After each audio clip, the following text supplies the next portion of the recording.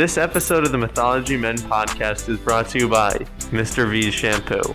If you want the cleanest hair in Asgard, use Mr. V's Shampoo. I use it and I have the most luscious locks ever. Use promo code MM20 for $20 off your first order. Now back to the story. Hello, my name is Micheal.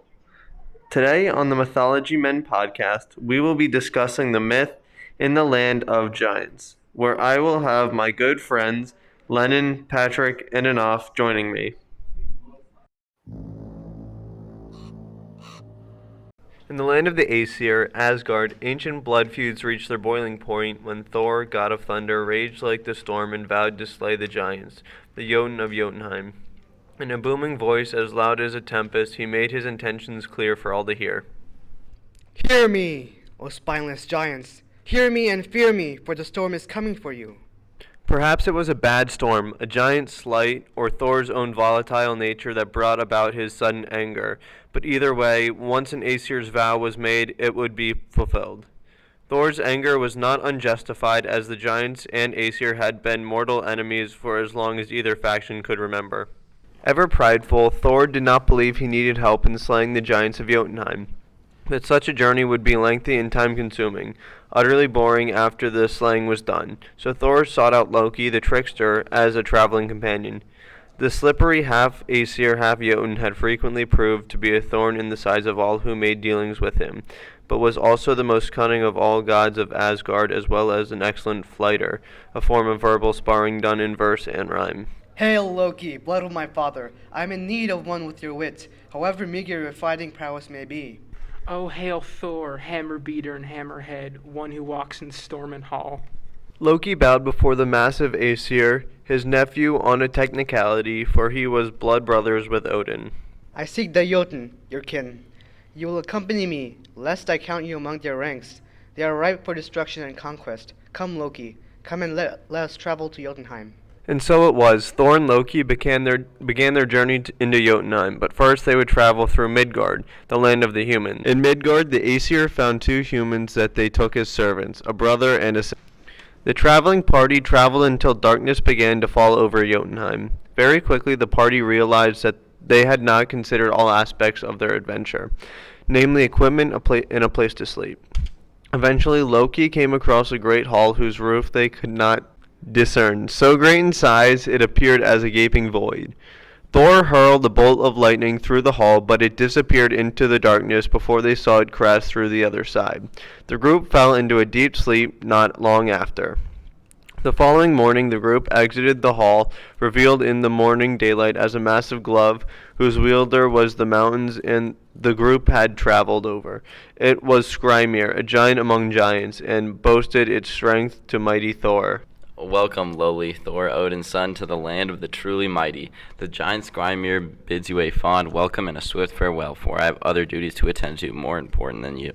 The giant Utgard Loki is lord of these lands and is the mightiest of all Yontar. But compared to you, he might as well be a god, and you the mortals. When Mjolnir was drawn and thrown, the giant simply walked out of its reach. Lightning, it took off, simply running across the wilds of Jotunheim for an entire day. Thor in hot pursuit. By evening's end, Thor was winded and could run no further. Fortunately, Skrymir was lazy and unwilling to travel in darkness, setting himself down upon an even larger mountainside for a night's rest. 3 times Thor struck the giant, 3 times was the giant awoken, and 3 times was Mjolnir as useful as a garden tool. When Mjolnir hit its mark, Skrymir was awoken from a deep sleep in which his snores produced a sound louder than even Thor could summon. No, we shan't. You are simply not worth my time. Skrymir then pointed across the horizon to a castle larger than any hall of Asgard. There, beyond the hills, is the great hall of Utgard Loki. He shall greet you and defeat you, should you challenge his might. It is there I serve. I implore you to do the same, for he is the greatest being in all of the 9 realms. Skrymir then departed. Thor and his companions followed in his wake, as the giant had left a path of destruction wherever he traveled. The sun's light had faded before the party reached Utgard Loki's hall. Thor knocked heavily on its great door, which seemed to tower hundreds of feet into the air. A few minutes later, the great door swung open to reveal a hall that seemingly could have encompassed all of Asgard. At the end of the hall was the largest giant any Aesir or human had ever seen, Utgard Loki. The giant's skin was wrinkled and oily, covered in thick, coarse hair, and adorned with gold and precious metals. Behold, my Aesir, I am Utgard Loki, the King of Kings, Lord of Yontar and Jotunheim, ruler of all the lands as far as the eye can see. I hold dominion over this realm and am worthy to hold the others. Thor and Loki opened their mouths to speak words of anger and cunning, but were interrupted by the booming words of Utgard Loki. I know why you have come, O God of thunder and nothingness. Your quest is in vain. None can or shall ever slay me. And you, Loki, King Slayer and Oathbreaker, giant of Asgard and worthless worm, you are a low liar than even Thor. You two are, and your servants are welcome in my hall, for I am magnanimous and generous. It is beneath me to host your kind at all, but since you are now guests, I will uphold my honor. Thor attempted to speak, but was once again interrupted by the giant. Since we are guests, you will not be able to fight me, but might shall be proven in other ways. We shall hold a great competition. Come prove yourself stronger than I thought. Utgard Loki clapped his hands and brought forth 2 tables filled to the brim with food of all varieties, and a champion, Logi, who the king bequeathed. Thor then brought forth Loki, who agreed to be the contest champion. Then the two engaged in an eating contest, one determined by speed and efficiency. Loki was quick and devoured the table's food in a matter of seconds, but in an even faster time, Loki had consumed all the foods and the table itself. Since a god had failed to prove himself, Thor plucked Thialfi from where he stood and sent him up as the next competitor. Utgard Loki produced a long-legged giant with long flowing hair. The two were sent outside the castle to race around its flat perimeter. Thialfi, a natural-born runner, disappeared in a flash alongside the giant, but his competitor was inconceivably fast. As soon as he took a stride, he appeared right back from where he stood, having completed the race in an instant. Thor stepped forward for the last challenge, a wrestling match that he would surely win as the strongest of Aesir. His competitor was a giant, Ellie, who was Utgard Loki's grandmother. Old and wrinkled she was, but incomprehensibly strong. Thor was able to match her strength and ferocity, but was unable to break her resolve. After many hours, Thor forced her to bend a knee, but by this time his strengths were almost entirely depleted.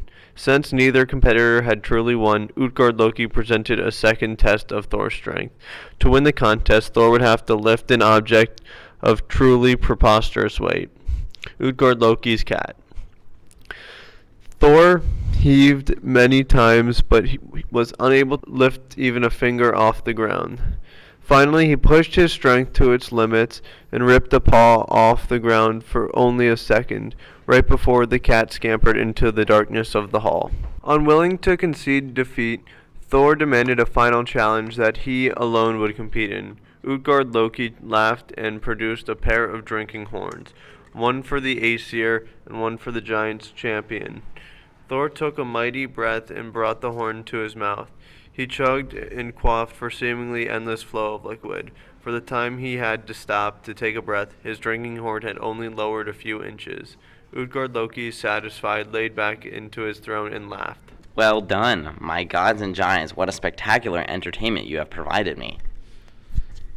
It was then when a wicked grin spread across Utgard Loki's face. The giant's form flickered like a broken mirror distortion, and standing in his place was Skrymir. I think perhaps it is time for you to learn the truth of Jotunheim. Nothing is what it seems. I must admit that I am not surprised that Thor and the humans fell for it. Come now, gods, don't stand there with your mouths hanging open. Are you truly surprised that Jotun was able to trick you? Everything you have seen before, you have been nothing but deceit and magic. You, Loki, competed against the embodiment of fire, for while your mouth may be large, fire consumes all. You, human servant, competed against my thoughts and mind, for my will is speedier than any human can run. And you, Thor, you almost brought about Ragnarok, for should you have beaten Ellie, you would have resisted time, for she was nothing but an old age itself. Should you lifted my cat, Midgard would have collapsed, for your competitor was Jormungandr. Jormungandr, your mortal enemy. When you exit my hall, take a look behind you, and you will see the 3 great valleys carved from your hammer, Thor. The 3 times you tried to strike me, and 3 times it missed its mark. But it had hit its mark, I would have surely been slain. Travel a bit further, and you will see a long sandy beach along the oceans of Midgard. For you, Thor, actually drained a few inches of the sea when you drank through my drinking horn. The giant sat back in his chair and continued to laugh. This has been great fun, my Aesir and giants, but now I think it's time you leave my hall. Be gone, you are no longer guest of mine. In that instant, Thor flung his hammer at the giant, but upon this moment of contact he disappeared, leaving only the echoes of laughter hanging in the hall. A moment later, the hall itself disappeared in a puff of smoke and breeze, leaving the company of 4 standing flabbergasted on a barren hill with 3 large valleys surrounding it. The skies above the hill began to darken with storm clouds, for Thor's anger burned hotter than ever before.